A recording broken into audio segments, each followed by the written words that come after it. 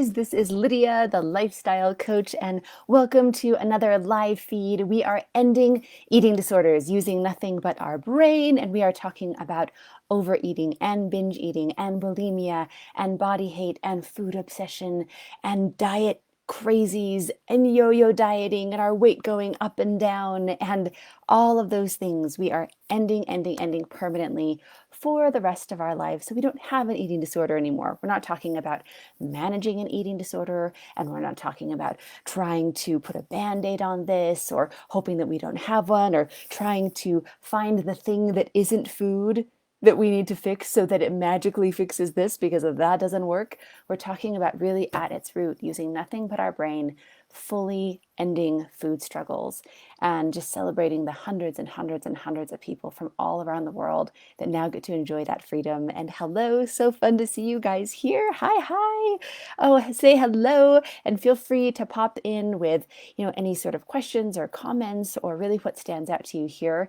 The way that our brain works is that the repetition and each time that we capture something really reinforces it within our own minds. So when you hear something that stands out to you, when you post it in the chat, you have the repetition of I heard it and then I noted it as this is the distinction. And then when I post it in the chat, then it gets in your neurological pathways and repetitions, even in a stronger way. And so feel free to use that fun little neuro hack, use that tool and say hello and say really what stands out to you today, because it's such an important topic that we're talking about today.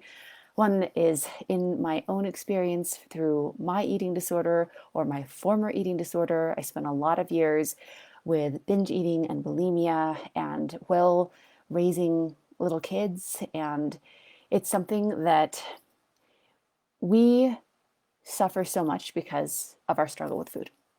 You can't get away from food. You have to eat every single day of your life. That's what we do as humans. We get together and we eat. It's how we celebrate. It's how we mourn. It's how we relax. It's a necessity. Food is just a constant that is in our lives all the time. And so it's really difficult and it's a lot of suffering when food is this frenemy, right? Where it's your best friend and the thing that you're excited about and the thing that you go to for everything, but then it's also just this scary thing that you feel so out of control with and you don't know what to do about. And so personally, there's a lot of suffering because this is our world and this is our life and we have to live it every day. But none of us are islands. We all have those around us that are impacted as well. And so we're going to talk about the kiddos today. We're going to talk about really the impact that our struggle with food has on our kids. And we're going to talk about a couple of really important things here so you guys can have that awareness and be able to get to the other side of this so that it's not just your suffering that ends. This turns into a generational thing, because how eating disorders work is they are passed on, most often from mother to daughter and then mother to daughter for generations and generations. In fact, we've worked with so many people that look and say, wow, my grandmother is in her 80s and she's still obsessing about food. She still hates her body. I cannot end up like that. And it's the grandmother that passed it on to the mother, that now it's the grandchild that wants to fix this problem. And the thing is that when we fix this, it's not just ending it for us. This is a legacy. This is a generational thing. That's one thing that we celebrate so much at Life with Lydia, is that when we have one woman get free, it's not just one person getting free. It is generations and generations of incredible human beings that are free from their eating disorders because we're not passing it on anymore. And a lot of people don't even understand how that works or why that is. But they see wow, it is really likely that if you have a struggle with food, that is getting passed on to your kids. So we're going to dive into that today. So I just want to start out with sharing a little bit of my own story. I had an eating disorder for many years. And the thing is that you don't even understand what you're missing because you're so obsessed with just trying to keep your head above water every day. You're trying so hard to not binge. You're trying so hard to stay to your plan. You're trying so hard to not gain weight. You're trying so hard to eat in a way that's going to get you to lose the weight that you've gained while binging. And you're so distracted with that. It takes mental energy, it takes physical energy. And because so many of us we're workers and we have a strong sense of responsibility and we're just good people, that you're in a place where you still do the things. You still go to work, at least for a little while, until the eating disorder brings you home and you're on disability. And we raise our kids and we have our partnerships and our marriages, at least for a little while. A lot of eating disorders result in divorce. And we've had, people who have lost custody of their children because of their struggles with food. So it takes away all of that for sure. But while we still are in our lives. We still raise our kids. And we have this idea of parenthood like, okay, well, I got the lunches made, I made dinner, I got them off to school, I went to work today, we're checking the boxes. But when you're constantly obsessed with something internal, and this is a thing that we celebrate over and over with the incredible people that we coach, is that there are so many good people out there that are so selfless. Like, I want to help and I want to contribute and I want to make a difference in the world and I want to be there for my kids and I want to be there for my family. And that's the desire. But the reality is that the eating disorder makes us extremely self-centered. We are constantly trying to keep our own heads above water. We're constantly trying to keep ourselves in check. And it distracts us from being able to be present and real and open. So, yeah, the our children are surviving, but we don't notice when there's that little signal of they're having a hard day and they just really need a moment with us, or we don't have the emotional bandwidth or the energy to be able to be there and present with them, or even notice that they need that, because we're just trying so hard to manage this thing on our own. And so I didn't know what I was missing. Like, I was raising my daughter and I love my daughter. I love her now. I loved her then. But my ability to love her, and it's so hard to say, and we don't want to think that it is this way. But when we hate ourselves and when we're so fixated on trying to fix this thing within us, and when we're so frustrated and angry with ourselves, we can say that we love other people, but it's so diminished. It is really difficult to give and receive love in the way that's possible for us when we hate ourselves so much. And so I was there. I loved my daughter. I was raising her, but I was so deeply unhappy all the time because I hated my body and I was trying not to binge. And I missed it. Like, after my eating disorder, I can think of so many incredible memories and meaningful conversations that I've had with my girl.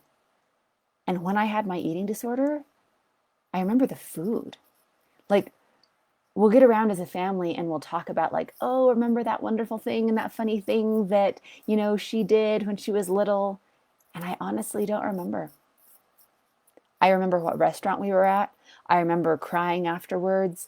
I remember everyone else playing with my daughter in the living room while I was upstairs bawling my eyes out because I went super out of control with dessert and I was just absolutely hating myself. Like, I missed out on so much of her life, and I missed out on so much of, even when she was right in front of me, being there with her, because I was so tortured in my own mind. And we miss so much. And there's all of this mommy guilt on top of it. I remember having these moments where I was done with work, and this was not just one moment. Like, this was the pattern. This was what I dreaded every single day, of being done with work and having time, actually having time where I could be there and hold my daughter and read a book to her and make a memory. And I would put her in front of a movie and I would go around the corner into the kitchen and I would open up a jar of peanut butter and I would just tell myself I would just have a little bit and then we're going to do something together. I would just have a little bit more and then we're going to do something together. And hours would go by and I just remember thinking like, do I love food more than my child? Do I love peanut butter more than the things that should be most important to me? Like, what is wrong with me? And there was a part of me that knew that that wasn't what I believed. Like, there was a part of me that understood that there's no way that I could be in my heart and in my soul prioritizing food over my own child, like losing out on time and memories that I would never get back. Like, she's never going to be this old again, and we're never going to have this moment again. And I'm choosing to injure myself with food, to be miserable for days on end after this, to be sick for the rest of the night. I am choosing that instead of being with her. And I knew deep down that that's not what I wanted, that that's not how I felt. But I'm a smart person. I can look at my actions. And I can say, my actions sure don't look like that. My actions look like this jar of peanut butter is more important to me than my own life, than my own health, than my daughter's life, than my daughter's health. And that was the torture. It's torturous to hurt yourself with food. And I would say that in my experience, it was even more torturous to just see how much it ripped apart the values in my life, because I do care about my family, and I do care about this one incredible shot that we have at life. And I do care about being there and being present and making memories, and all those things are so important. But I wasn't doing that when food ruled my life. And that's what we're going to talk about today, about how to get your life back. Are you sick and tired of knowing what's most important to you, and then food wiping all of that away because it puts itself as more important than anything else? Are you tired of feeling like incredibly out of integrity with what you care about because of food? Like, that's really what we're talking about. So the first thing we're going to talk about is being able to be present. So the eating disorder takes up so much mental bandwidth. You wake up in the morning and you start planning your food. You start feeling the guilt for what you ate the day before. You try to make sure that everything's in place so you don't binge later that night. You're thinking about ice cream that you ate 2 weeks ago and you're still obsessing over it. You're thinking of how you have to lose this weight. You're tracking all of your calories. You're tracking all of your macros. Like, it takes up so much mental bandwidth that even if you're not doing anything right then, even if you're not binging or restricting or preparing food or stepping on the scale, when you have another person right in front of you, you can't be present because you have this constant racing in your head that never goes away with all of these food thoughts. Even just thinking of what you're going to eat, even if you already know what it is, you think of it over and over and over and over. So it takes us away from being able to be present. Another element that happens is that there is so much love that we are not giving and we are not receiving. So the love that we're not giving is that we are not able to express how we actually feel about people because we are not us. We are this diminished version of ourselves that is ruled by food. And so who is it exactly that is loving the people around us? Is it the person that has no self-control? Is it the person that has no confidence? Is it the person that hates herself?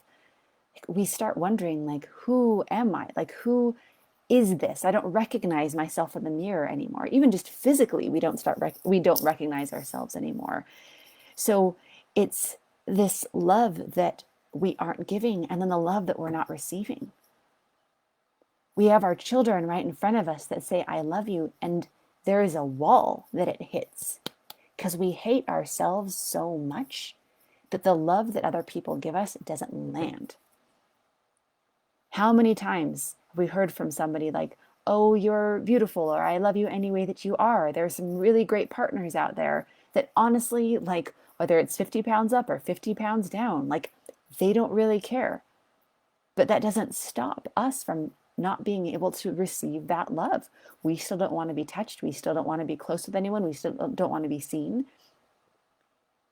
And even when people say, good job, or I love you, or you look great, it just never lands. It's like, yeah, but if you only knew. Yeah, but I can't receive that yet. Yeah, but I hate myself, so I can't accept that somebody else loves me. It really comes down to, I don't believe you.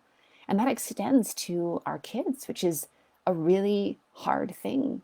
It's like our own kids will be like, hey, I love you. You're amazing. Happy Mother's Day. And our eating disorder will say, yeah, if they only knew. They don't know how messed up you are. They don't know how out of integrity you are. They don't know how much you are not with them because you're deciding to be alone with food instead. And so there's so much love that we aren't able to give and we're not able to receive. And the impact on our kids is there's this feeling that we know is there. And because they sometimes don't know how much we're struggling, and we're going to go over that as well, because sometimes they really do. But they don't know how much we're struggling. And so when we're not present and we're not there and we're not emotionally available, and when we're snapping at them and when we're moody, it might not be the message that we intend, but it's the message that they get.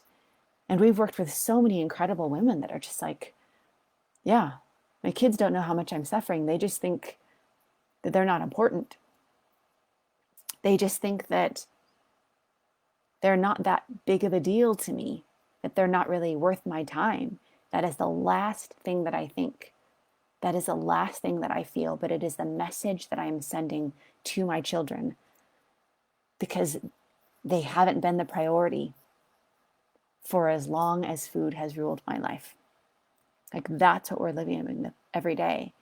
So it's how we really feel versus the message that we're actually sending. But how we really feel is not the message that gets sent. It's the message that's received that matters and that counts.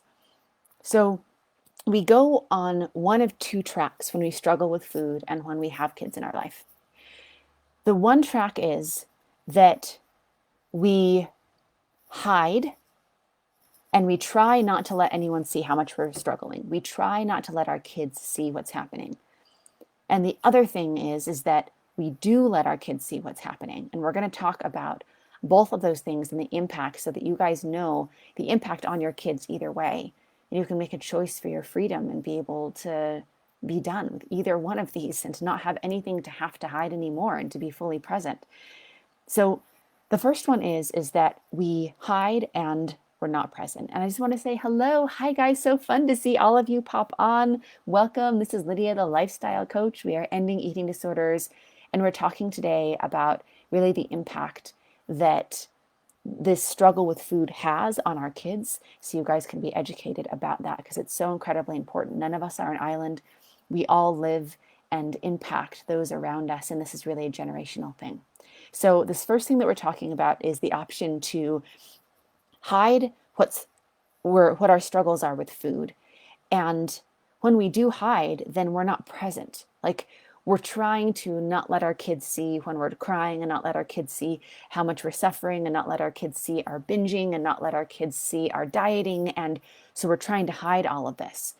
And honestly, most people don't know why there's such a huge rate of the food struggles of a mother being passed on to a daughter.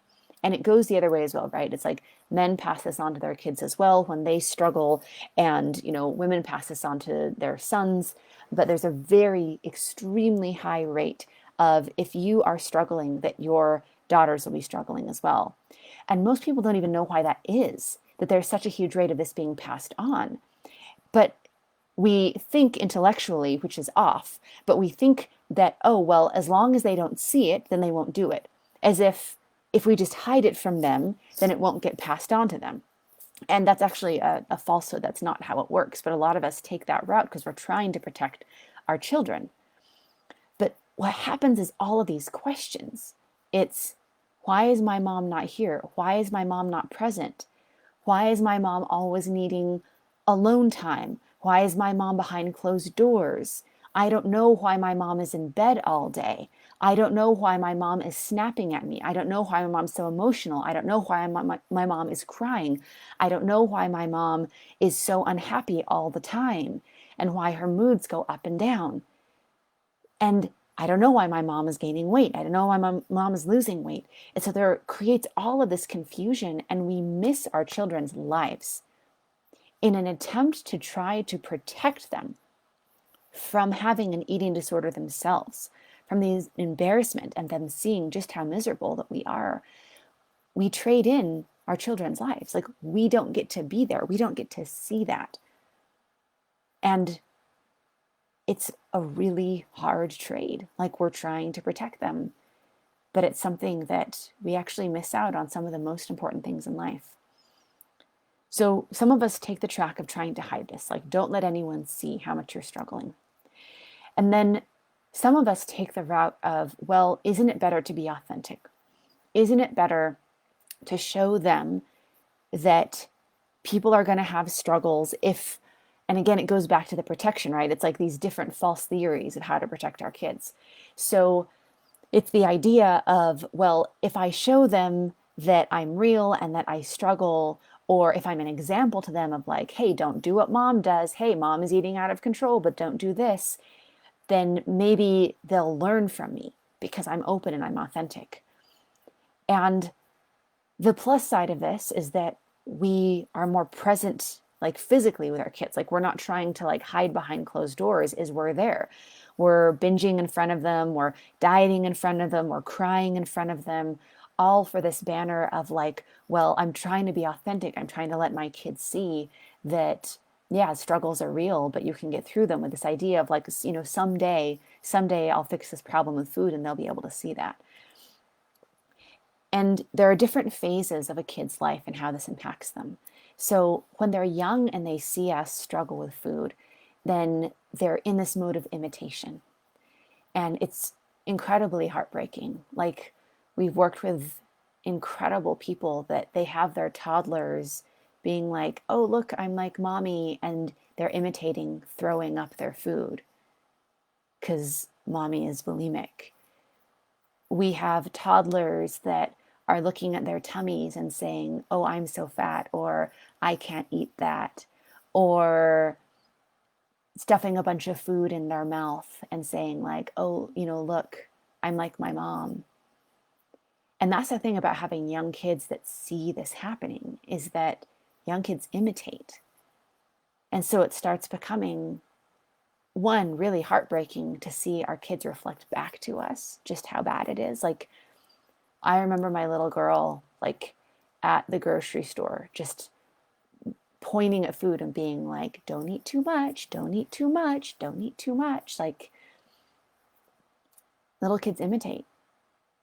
And so that's the really hard thing about them seeing us early on.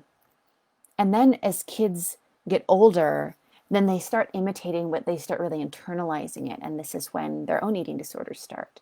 So a couple of things to look for as this is getting passed on to your kids is them hiding food. So there becomes shame around food, right? Like, they can tell how embarrassed we are about it, and they can tell that it's not okay, and they can tell that there's this source of shame and there's this morality around food. And so, especially as, you know, like young teenagers, they hide it, or even younger than that. Like, it really depends on the kid. And so they start hiding food. And then as they get older and into the teenage years, and they start imitating our same path. So they start going on diets, or they start joining us in our diets. And what most people don't understand is that the number one cause of eating disorders is restrictive dieting. And so a lot of times we are explicitly and obviously passing this on to our children by saying, hey, if you're struggling with food, do what I'm doing, I'm dieting. And that's the very thing that has kept your eating disorder around for the last 35 years. And now we're passing this on to our children. A lot of the people that we work with, like, they went on their first diet when they were 10 years old, and they were put on it by their mom.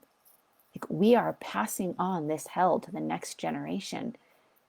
And I get it. We're trying to do the thing that we're trying to do to help ourselves, not knowing that that actually makes it worse.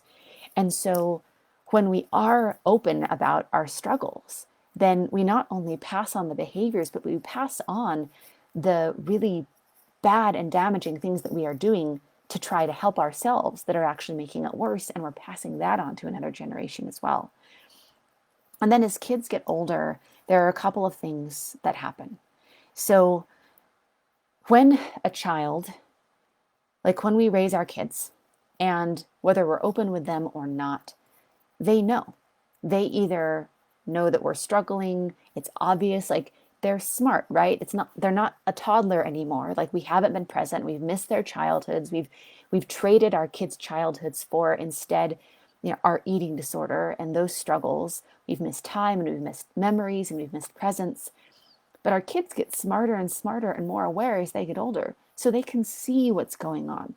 They can tell. Like it's not like it's beyond them to be able to see, oh, mom is bigger every single time I come back and visit from school. Like it's an obvious thing to an intelligent teenager or an adult. And one of two tracks tends to happen. Number one is that our kids lose respect for us. Our kids see how out of integrity we are. Oh, so you're not going to eat that way anymore. Oh, you're going to eat this way. Oh, you have diabetes and you are binging on sugar. Oh, you're supposed to be taking care of your health and you're heavier than I've ever seen you before. Oh, you said that you would be there and be present. Like you said that you wouldn't do that around my kids. Like now they're grandkids, right? It's like, I'm trusting you to watch my children now. Like grandma's going to come and watch the kids, but if they run out into the street, you can't run after them. Like these are the hard conversations. These are the conversations of, hey, mom, I love you, but I've got to put my daughter in daycare because I know that you are not in the health where you can take care of her. These are the hard conversations. And so it tends to be either a track where our kids don't trust us, just like we don't trust ourselves, and they see us out of integrity, and they don't fully understand how much we're struggling. They believe in us. They think we're great. They think that we could do otherwise, but they just see us doing this damaging thing over and over, and it just seems insane to them.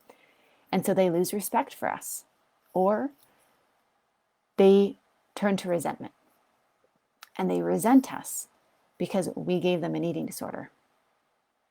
I learned this from my mom. And they don't even know exactly how it happened, but they know, wow, I'm struggling in the exact same way that my mom did. And they resent us for not doing something about it earlier on so that they could have a hope of being out of it. Because, wow, mom, you've been trying to beat this for 40 years and it's worse than ever. And now you're looking at, PCOS and autoimmune disorders and a cancer scare, and you've tried that hard. What hope do I have? And you gave this to me.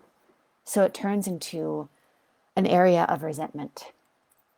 And one thing to understand about kids is that what we know is in this dynamic with how much we're struggling and how it impacts the people that we love. Partners, husbands tend to know less than we think.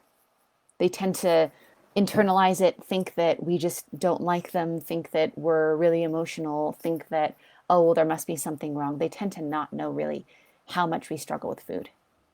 And kids tend to know way more than we think. Yeah, mom, your binging was obvious. Yeah, mom, I knew that you hated yourself. Yeah, mom, I knew that you were bulimic. Yeah, mom, I could hear you. Like, kids tend to know a lot more than we think that they do. People are just amazed and surprised. We've had so many amazing women that once they get free, they actually open up with their families for the first time. And they think that it's the secret that nobody ever knew. And their kids are like, yeah, we knew. We were really worried about you. We didn't know if should be planning an intervention because it's like, we knew how out of control that you were. And they get to celebrate together. Our family, our values, like the people around us, the people that we love, are so important. And I know that we know that. Like we intellectually, we with our heart, like deep down we know that. And so the real problem is that we've got to stop managing our eating disorder, hiding our eating disorder, trying to keep our eating disorder from the people around us. We've just got to fix the problem. Because we go into this mode where everyone's needs are more important than my own, and my kids come first. So I'm going to wait until I fix my eating disorder until they're grown up, or I'm going to make sure that they're taken care of, and I'm just going to try to manage this with like some like cheap or free food plan that I found online. I'm sure that that's going to fix this 35-year problem. And so we have to stop going into that mode of putting everyone else before ourselves and realize that truly loving those around us is putting ourselves first and fixing this problem. You've suffered long enough. This has been enough of your life. It's time to be free of this. We've got to get to the root of it. Instead of hiding it, we just got to fix it. And this is how we do that. We've got to end it at its root. The real reason that you're going back and back to the overeating or the binging or feeling out of control with food, being out of control with food, thinking about food all the time, is because of those urges that come up every single day. The number one reason that eating disorders start is because of restrictive dieting. And then the reason that they're perpetuated is because of habit. And even if they started in a different way, it's still the habit that perpetuates it. So it is as simple as ending the urge to binge, ending the habit that has kept us in this for so long. And what we show our clients how to do in literally the very first week that we work with them is how to, in the moment, end the urge to binge. So it doesn't matter what happened or what the circumstances are or what food is around. The urge to binge, you have full control over melting that away. And then we show our clients how to keep it from coming back. And they know how to do that in just the first couple of weeks. We get to the very root of it, the very root of what actually works to fix this. And what happens from there is when we stop trying to hide this and manage it, and when we actually fix it at its root, is that, yeah, life gets better for us, but it gets better for everyone around us. So a couple of really wonderful women that come to mind is we had a woman come to us where it was actually her teenage daughter that called her out on this. She said, "Mom, you're out of control. We can't eat anything together. We can't go out to lunch. You're so obsessed with food. You need help." The reason that she came to us is because her daughter called her out on it. And it was such a beautiful thing. And after, decades, long before her daughter was born, and her daughter was like a teenager when she came to us, she had been, her mom had been struggling with this. And she came to us after eating disorder clinics and so many diets and many years of therapy and just thinking well, this is just me. I've just got to manage it. It was her daughter that motivated her to finally fix this once and for all. And after working with us for just about 4 weeks, she was free and she was done. And she was celebrating going out and having picnics with her daughter. And her daughter saying, "Mom, you did it." And her daughter being so proud of her. And her daughter saying how much she respected her and how proud of her she was for getting the help. We have another incredible woman that, she had bulimia, anorexia for just decades and decades. And it was finally her daughter that got her to get the help that she finally needed. Because she had also done everything. She's an intelligent, this woman is a doctor. She knows firsthand the results of anytime that you purge, your heart can stop in 3 different ways. The side effect is instant death. And that wouldn't stop her from doing it over and over. But then she had a miracle happen in her life. She had a baby. She didn't think that her body could even handle a pregnancy, and she had a baby. And that daughter, when she saw that, months into her life, she was 5 months old, her little girl, when she came to us. And she's just "I thought maybe being pregnant would end the bulimia. I thought maybe having a baby would end the bulimia. What I really need to do is figure out how to end the bulimia because I don't know how to do it. I'm a doctor and I'm smart and I'm educated, but this is about my life and my daughter's life." And she's now completely free of her bulimia and she doesn't have an eating disorder anymore. And she gets to be present with her daughter and she gets to know what that's like. That's what we get to see and celebrate every single day. It's not about hiding it from your kids. It's about not having anything to hide anymore. We've had women in their late 60s who are finally able to be present with their kids and their grandkids because they're free from this, and to be open and authentic. Like to have their grandkids tell them like, wow, grandma, like I've never seen you so just open and real. Like you seem so happy. Just all their family around them being like, wow, you're so happy. It's because they're finally free, because they finally got the help that they needed to be done with this all the way. It's such a beautiful thing. And I want to celebrate all of you guys who have chosen to not only fix this problem for yourself, but for the people around you that you love. We had another incredible woman who, she came to us in her late 60s. She was almost 70.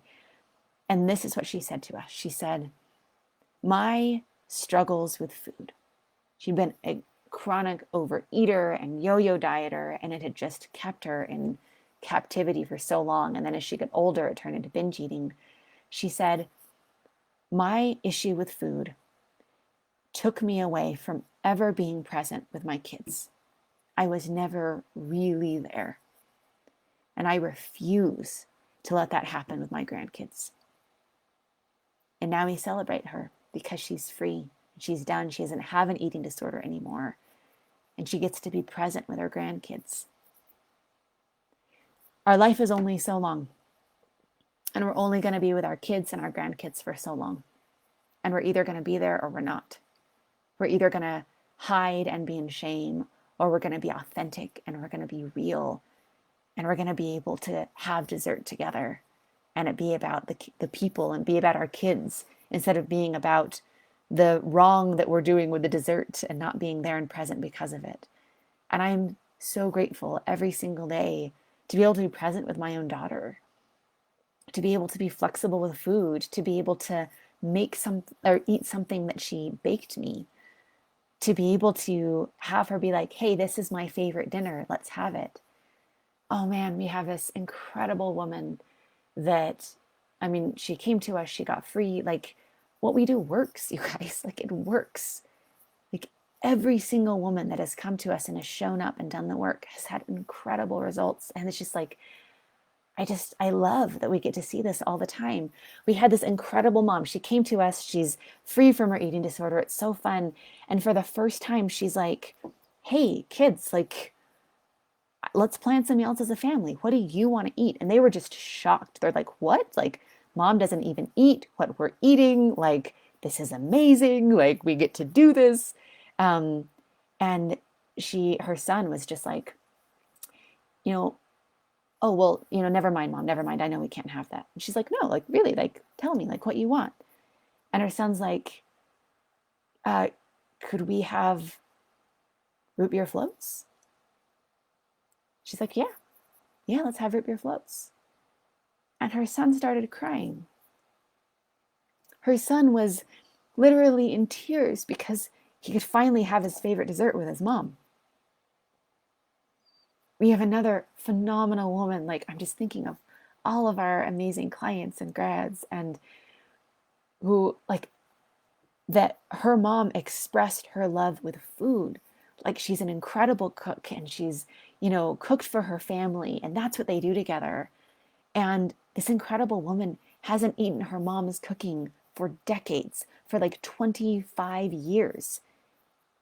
Because she would never eat with her family, or she would have to eat something else, or she would go in the other room because she was so terrified of food. Her mother hasn't been able to show her love for her in the way that she shows her love because her daughter is so terrified of food. And now she gets to eat with her family. She ate her mom's cooking like 2 weeks into us coaching her. Like, she got to eat her family's cooking. Her mom and her dad got to cook her a meal, and she got to eat it.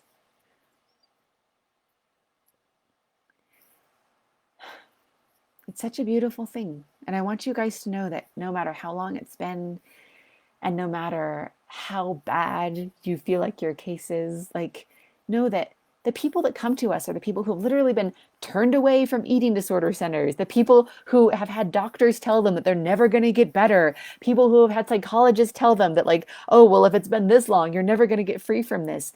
And in a handful of weeks, we get them free from this because it works. We've seen it hundreds and hundreds and hundreds of times. So if you have anything in your mind saying that you're too far gone, or like, oh, it's too much and nothing's going to fix you and you're too broken, just know it's a lie. It is a lie that your eating disorder is telling you to keep you trapped. And the first step is you've got to get the foundation of freedom. And everything comes after that. We've been doing this for a long time, and what we know is that the foundation of freedom is the most important thing. You've got to get super clear with where you're at right now with the cycle and the struggle, in a way that you've got to look under the surface, in a way that honestly we found that people can rarely do on their own. So that's why we're here to help you with that. And we do that as a free service. And then we're going to, even more importantly, look at really what you want on the other side of this and what freedom means for you. And if we can get you to that place where you are done and free and you don't have an eating disorder anymore, then we will show you how. And if not, then we'll know where to best direct you from there. But either way, you're going to have that foundation of freedom. And that happens through a free breakthrough session. And we have that available for anyone who is committed to fixing this problem. And it doesn't matter how long it's been, and it doesn't matter what your circumstances is or how broken you feel. Know that there is help and there is hope, and you can be free from this all the way. So you can go to lifewithlydia.com/apply. Again, that's lifewithlydia.com/apply. And you can book a free breakthrough session and guard that time. This is part of putting yourself first. Book a time. Do not let anything get in the way. Your freedom, your life is more important than someone else calling you into work. It's more important than a last minute thing that somebody else needs. Your life is more important than that. And that's part of the freedom, is putting yourself first. You deserve that. You block that time off. You guard that for you, because that means that life gets better for everyone else, because you are loved, whether you're able to receive it right now or not. You are loved by the people around you, and they need you, and they need you to be alive, and they need you to be you, and they need you to be present. And the only way that you do that is by fixing this problem. So you can go to lifewithlydia.com/apply and book a free breakthrough session where we're going to get you the foundation of freedom so you can be done with this for the rest of your life. And again, this is Lydia, the lifestyle coach, and signing off. Mwah. Bye, guys.